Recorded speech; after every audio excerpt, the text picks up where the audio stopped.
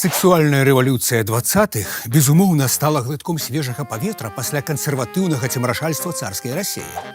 З іншага боку, грамадства аказалася непадрыхтаваным да гэтай свабоды, бо гэта яшчэ вялікае сялянскае мора. 90% вяскоўцы, якія баяцца цягнікоў, ды толькі вырваліся ў вялікі горад. У вёсцы ўсё навідавоку, а ў горадзе хто тут цябе ведае? Ніхто, жыві як хочаш. Адсюль і неверагодная колькасць абортаў.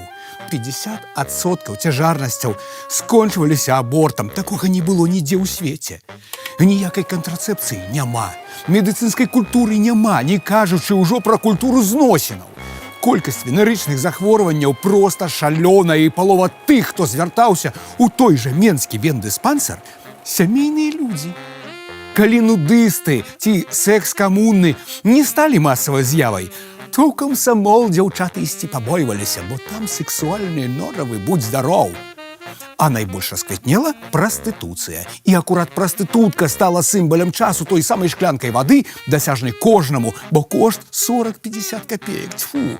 Заробак прастытуткі, ў сваю чаргу, каля 100 рублёў у месяц.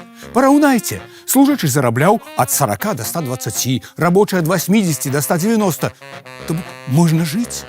У Менску ў 1927 годзе амаль 5000 падпольных бардэляў. Спачатку гэта былі гатэлі Смаленск, Метраполь, Брысталь, іх хуценька накрылі, а прастытуцыя распаўзлася па горадзе. Стала фактычна неўлоўнай. Паркі, бульвары, сады, парадныя. Ці вось кінабудка, напрыклад.